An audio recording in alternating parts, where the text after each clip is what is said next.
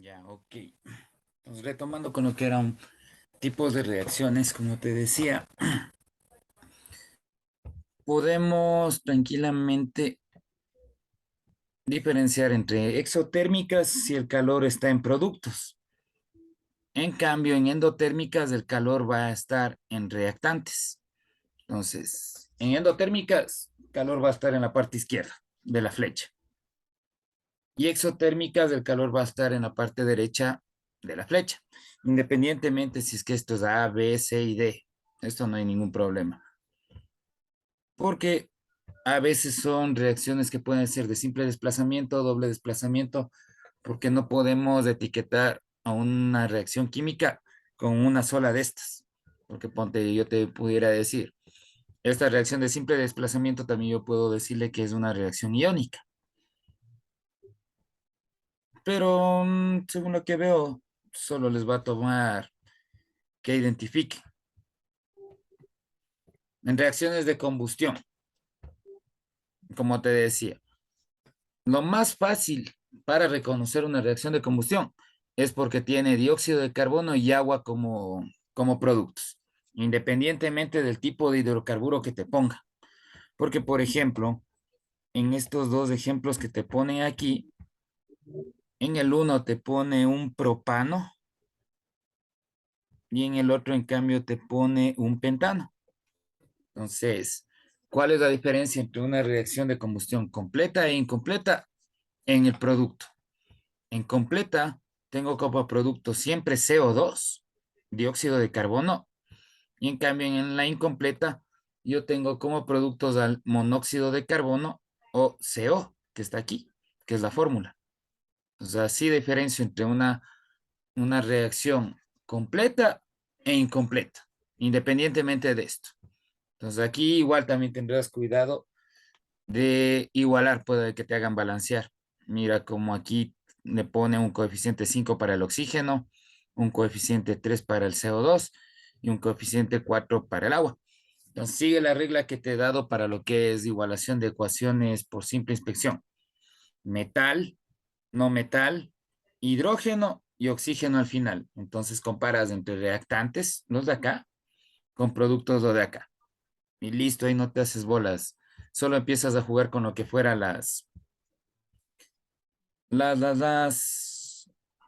los números. Ok, tengo reacciones que pueden ser reversibles. En esta reacción reversible, por lo general, se ponen dos flechas, una para el lado izquierdo y otra para el lado derecho. Entonces, por ejemplo, veamos, te pongo en la pantalla. Pues, tú vas a ver que en una reacción reversible, digamos, C más B, y va a estar las flechas de esta forma, así, y una flecha que va a estar así. Y digamos que aquí te sale CB. Entonces, ¿qué es lo que te da a entender que es una reacción reversible? Que los productos tranquilamente pueden volver a ser reactantes. Por lo general eso pasa en lo que fuera la electrólisis del agua, porque si es que yo le doy una descarga eléctrica al agua, le separo en hidrógeno y en oxígeno. Pero si yo dejo condensar de nuevo esto, se va a formar agua de nuevo. Entonces, en una reacción reversible, esto es lo que tienes que tener en cuenta, estas flechas, que van en las dos direcciones. ¿Ok? En cambio, en una reacción no reversible, solo va la flecha para la izquierda. ¿Sí? Entonces, en una reacción irreversible, yo tengo uh, los productos ya no pueden volver a ser reactantes. Yo ya el producto se queda tal como es, como en este caso el hidróxido de sodio. ¿Qué es lo que hacen aquí? Ponen un pedazo de sodio en el agua y este sodio se descompone, empieza a reaccionar, sabe hacer una reacción que el metal sabe estar en el agua así flotando y es un sonido. Entonces, lo que se produce cuando pasa esto, cuando yo lo someto al sodio directamente con agua, se produce un hidróxido y el hidrógeno que ustedes puede que hayan hecho la práctica, que van a ver que está un gas de color blanco que está saliendo del vaso de precipitación o del tubo de ensayo, como le hayan hecho. Entonces, ¿cómo yo puedo saber que se ha formado el hidróxido? Si es que yo coloco fenolftaleína en la solución y se torna de color rosado. Entonces, eso me da a entender de que se ha formado un hidróxido. Entonces, en las irreversibles, la flechita, en cambio, va a estar de este modo, así. Digamos, una reacción irreversible es cuando yo tengo para hacer un óxido. Yo ya no puedo volver a separar y tener el oxígeno por acá y al metal por acá. Entonces ya se forma el óxido y no hay vuelta atrás. En la reversible, productos pueden volver a ser reactantes, ¿ok? Tengo reacciones de neutralización, las que hablábamos, en la que se produce siempre como reactantes. Tengo ácido más base, me da como producto sal y agua. ¿Eso en dónde veíamos? En la producción de sales.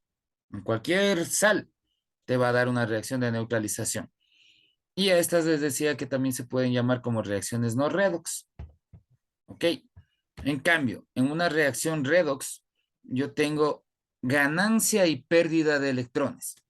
Si un elemento gana electrones, se reduce, tal como dice aquí. En cambio, si un elemento pierde electrones, se oxida. Por eso es que se llama redox. Re de reducción, no, perdón, Red de reducción, reducción o X de oxidación. ¿Cómo puedo saber que existe una reacción redox? Por lo general, en estos, digamos, mezclo potasio más oxígeno y tengo como producto el óxido de potasio, ya, digamos. Entonces, aquí han de ver que los estados de oxidación en elementos en estado libre, siempre su estado de oxidación es cero. ¿Cómo sé que un elemento está en estado libre? Cuando está solito.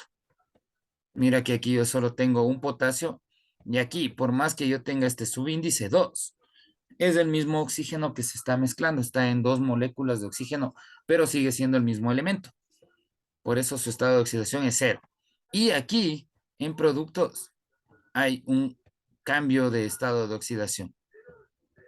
Mira cómo potasio cambia de 0 a 1 más y oxígeno en cambio cambia de 0 a 2 menos.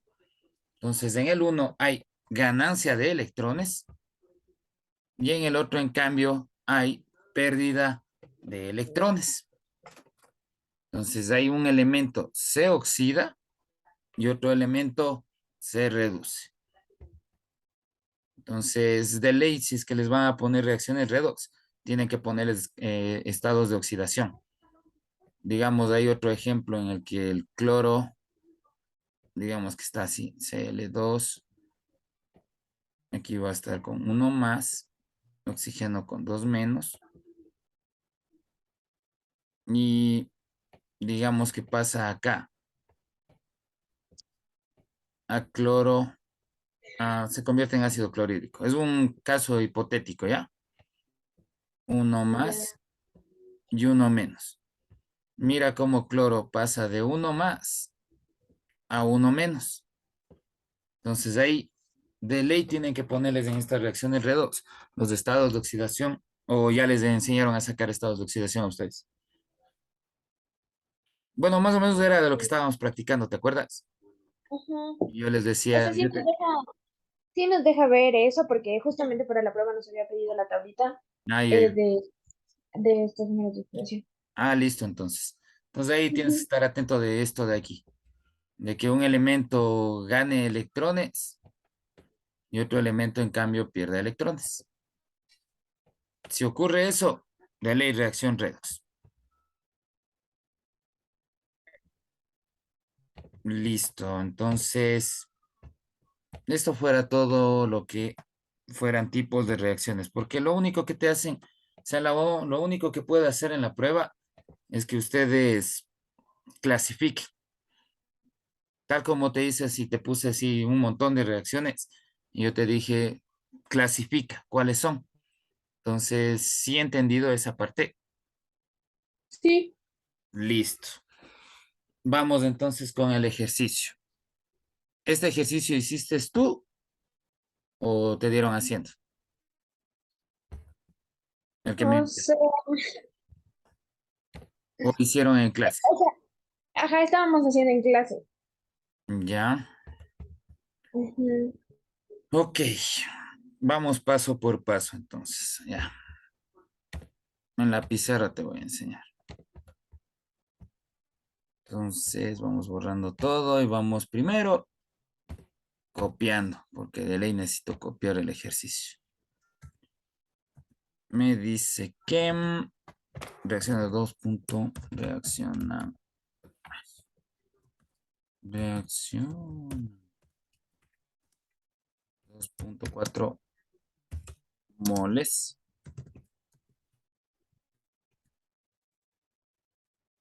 de metano, CH4, 6,25 moles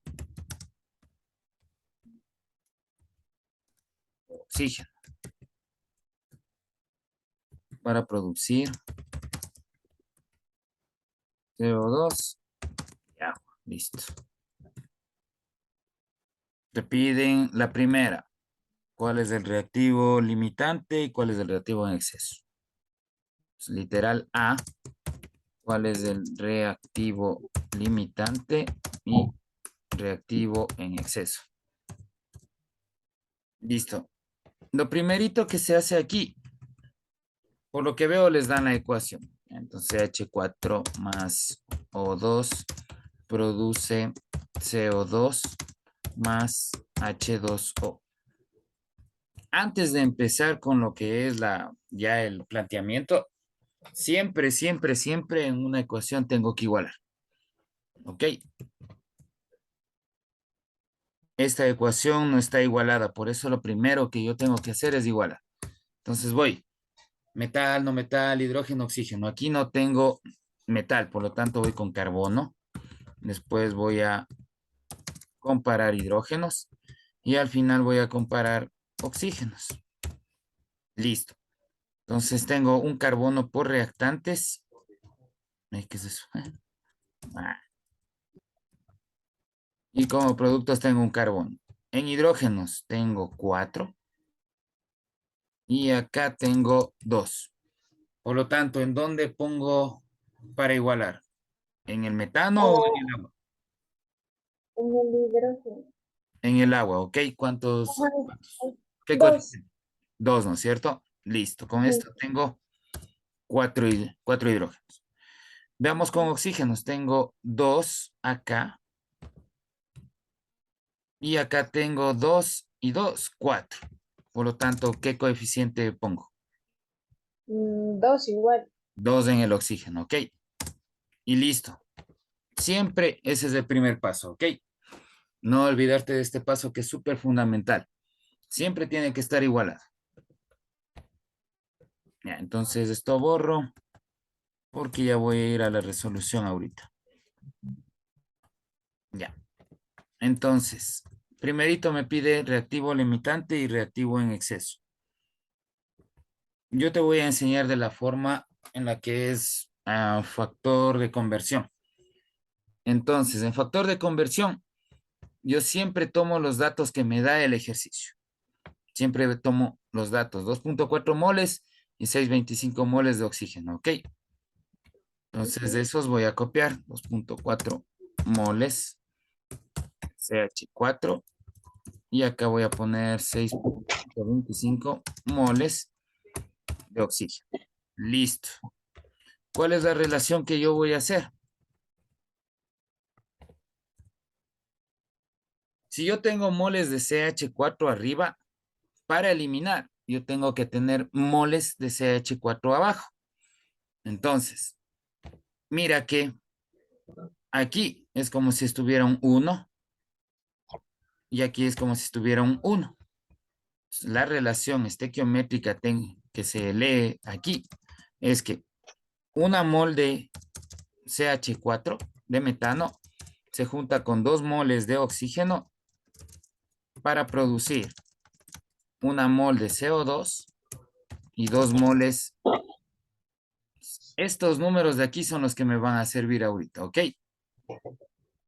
¿De dónde saqué? De aquí. 1, 2, 1, 2. Siempre van a ser, esos son números que no se van a mover. Siempre va a ser esos números, ¿ok? Por eso dije lo primerito, igualar. Porque por lo general hacen la relación 1-1. Pues cuando hacen relación 1-1, todo ya sale mal. Entonces, yo tengo 2.4 moles de CH4. Como quiero eliminar CH4, voy a tomar esta mol de aquí y voy a colocarle abajo. Entonces digo, una mol de CH4. ¿Con qué voy a hacer relación? Dependiendo de en el ejercicio qué es lo que te están pidiendo. En el literal B del ejercicio te pide gramos de CO2. Por lo tanto, con esto yo voy a hacer la relación. Con este de aquí. ¿Ok? Con el CO2. Entonces, arriba pongo una mol de CO2. ¿De dónde saqué esa mol de CO2? De este de aquí. ¿Ok? Entonces, hasta ahí le dejo el primero. Voy al de abajo. Voy a hacer a la par los dos, ¿ya? Acá me dice 6.25 moles de oxígeno. ¿Cuántas moles de oxígeno pudiera abajo? 2. Bien, estos dos de aquí, ¿ok? Estos dos de aquí voy a tomar. 2 moles de oxígeno. Y hago exactamente lo mismo. Esta mol de CO2 acá abajo. Porque les voy a comparar a los dos. Y listo. Entonces, en la primera me va a quedar exactamente lo mismo. 2.4 moles de CO2. ¿Por qué ya de CO2? Porque CH4 se elimina con CH4, ¿ok? Este elimino con este. Y me está quedando CO2. Acá me va a quedar igual en CO2, así que tranquilo. Entonces aquí yo divido 6.25. 6.25 dividido para 2. Me sale 3.125. 3.125 moles igual de CO2. Porque igual, oxígeno se elimina con oxígeno. Y me quedan moles de CO2. Aquí les han de haber dicho que entre las dos, entre esta y esta, comparen y la que me queda en menor cantidad, ese es el reactivo limitante, ¿correcto? Listo, entonces entre 2.4 y 3.25, ¿cuál es el reactivo limitante? 2.4 ¿De qué? moles de CO2. Ya, O cuidado. sea, ah, Muchas de las veces te preguntan, ¿cuál es el reactivo limitante? Entonces, tú el rato de comparar, tú le ves que dice CO2, ¿no es cierto? Puedes ujú, cometer el error de decir que el CO2 es el reactivo limitante, pero observa dónde está el CO2, ¿está en reactantes o en productos? producto. Productos, por lo tanto, él no puede ser el reactivo limitante. ¿Qué hago aquí? Me voy a donde empecé. Mira, el metano es el reactivo limitante. ¿Ok? Mm, Entonces, por más que tú veas estos números, solo tú ves cuál de los dos números me queda en menor cantidad. Es este 2.4. Y de ahí me voy al principio. Y digo, este de aquí es el reactivo limitante. ¿Por qué? Porque el metano es reactivo. Clarito dice, reactivo limitante. Entonces, la respuesta que tú vas a poner aquí es que el reactivo limitante es el metano. Y el otro, en cambio, ¿cuál sería el reactivo en exceso? Es el oxígeno. Bien, es el oxígeno. ¿Por qué? Por más que esté 3.125, este es el reactivo en exceso, el oxígeno. Me regreso acá, al principio de donde empecé la relación. ¿Entendido? Ujú. Perfecto. Listo. El literal B me dice cuántos gramos de CO2, eso es lo que te decía. ¿Cuántos gramos de CO2 se van a formar? Ah, se van a formar. Se van a formar. Entonces, una vez que yo ya determino cuál es el reactivo limitante, cuál es la cantidad que me está quedando en menor cantidad, solo con esa trabajo. Yo ya no le tomo en cuenta esta de aquí, ¿ok? Solo tomo esto de aquí. Siempre voy a trabajar con el reactivo limitante. ¿Por qué? Porque es el que primerito se va a consumir. Entonces, ese es el que me dice, hasta aquí puede haber reacción. Es como, por ejemplo, si es que hubiera un incendio y yo le pongo 500 gramos de leña y pongo con una relación de 2000 gramos de oxígeno. Solo a la vista, yo ya sé que la leña se va a consumir antes que el oxígeno, ¿no es cierto? Ujú. Entonces, ahí entre la leña y el oxígeno, ¿cuál sería el reactivo limitante? La niña. La leña, ¿no es cierto? Entonces, por más que haya oxígeno, si ya se acabó la leña, ya no va a haber reacción. Entonces, eso es lo que me limita a escoger esto de aquí. Entonces, yo voy con, solo aquí para el literal B voy a trabajar con este 2.4, ¿ok? Entonces digo que 2.4 moles de CO2, igual voy a hacer una relación estequiométrica. Si tengo moles de CO2 arriba, tengo moles de CO2 abajo. ¿Cuántas moles de CO2? Las que... No, aquí digo lo siguiente. Ojo con lo que voy a decir. Una mol de cualquier compuesto es igual a su peso molecular. ¿Sabes sacar peso molecular, tal vez? Y O no. masa molecular.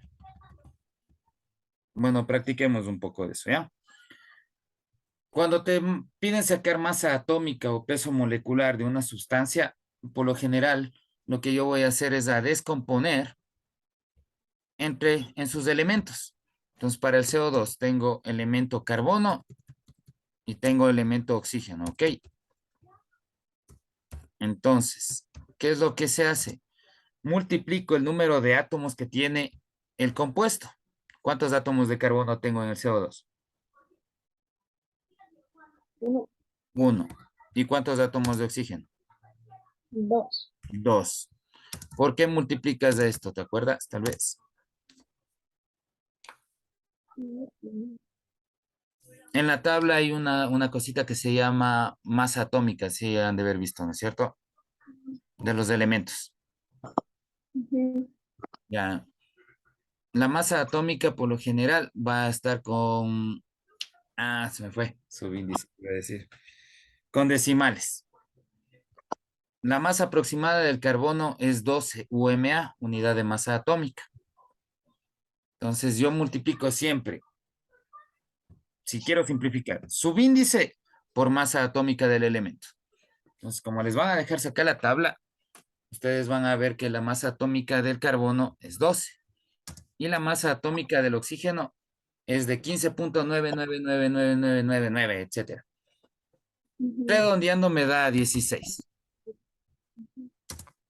Y listo, con esto solo hago lo siguiente. Multiplico, en este caso fuera 32, y sumo. Por lo tanto, fuera la masa del dióxido de carbono es 44 gramos. Sí, sí les han de haber dado esto, pero ya no te has de acordar, por eso es lo que te dije, practiquemos. Sí. Ya, entonces de ley en esta parte de aquí, siempre tienes que sacar masa atómica del compuesto que te están dando, ¿ya? Entonces, ¿qué digo yo? tomo esto aquí, una mol ya no fuera de cualquier compuesto. Aquí voy a poner que una mol de CO2 es igual peso molecular. ¿Cuánto sacamos ahorita que era? 44 gramos. 44 gramos. Listo. Esto para no confundirme voy a borrarle, ¿ya? Porque ya saqué lo que tenía que sacar. Entonces, esta mol de CO2 va acá abajo. Estos 44 gramos que vendrían a ser de CO2 van a venir acá arriba. Y listo. Observa que con esto puedo eliminar mol con mol y me dan en lo que me piden, gramos de CO2. Por lo tanto, ahorita lo único que voy a hacer es multiplicar 2.4 por los 44 gramos. Y me da 105.6 gramos de CO2. Y listo, tengo el literal B ahorita. Tal vez te perdiste en algo o sí está entendido. No, Sí está entendido. entendí. Perfecto. Sí. Vamos con el literal C. El literal C es el más fácil porque es una simple resta. En el literal C me piden, perdón, ¿cuántos moles? Perdón, ¿cuántos moles de reactivo en exceso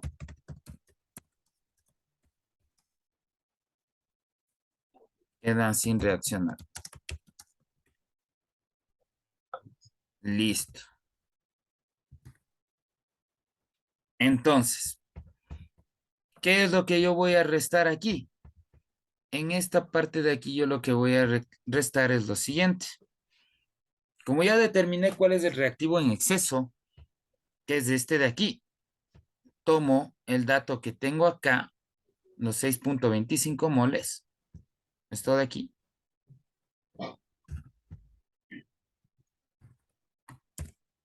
y le resto para lo que yo determine. Por eso te dije, siempre en esta parte de aquí, hazle dependiendo ya del literal B que te están pidiendo, ¿ok? Siempre, para que no tengas que hacer otro cálculo más. Entonces, resto estos dos y me da como producto, me da 6.25 menos 3.125. Ay, perdón. 6.25 menos 3.125.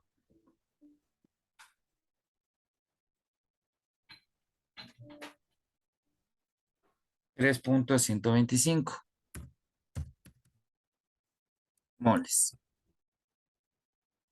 ¿De qué? En este caso fuera de oxígeno, porque determinamos que era el oxígeno el reactivo en exceso. Sí, es una simple resta. Resto esto con lo que sacaste de producto. Y listo. Nada más. Entonces, te voy a compartir lo que tú has hecho y vamos viendo si está correcto. Entonces, mira, en el literal A, no me gusta tanto esto que hacen esto de aquí porque no entienden de dónde sacan esto de aquí, ¿no es cierto? Me imagino. Esto que dice 2 mol, 1 mol. ¿Sí o no? Ujú. No sabías de dónde sacaba este uno y este 2, ¿no es cierto? Ahora ya sabes de por Muy qué. bien. Ya sabes del por qué. Determinaron reactivo limitante el 2.49. Mira cómo le hace aquí. Es igual. Solo le está multiplicando y le está dividiendo. Sino que como está todo ahí mismo, no sabes por qué se elimina con qué. Mira, los 44 gramos de CO2 era por la mol de CO2 que te expliqué, que tienes que sacar ahorita el peso atómico del CO2. Por eso sale 109.56. Pues mira, en la pizarra. Mira, tenemos nosotros 105.5 gramos.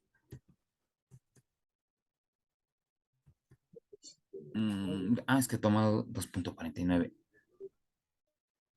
2,4. Es cierto, 2,49. Bueno, me ha faltado el 0,9, pero está bien, solo me ha faltado el 2,49 aquí.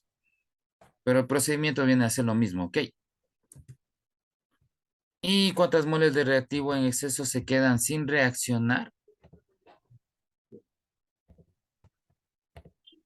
Te da la resta que te dije que hagas. 625 moles, 3,125 moles. Y te da 3,125 moles. Ya. Entonces eso sería todo lo que es reactivo limitante y reactivo en exceso. Ahora sí, tal vez pregunta.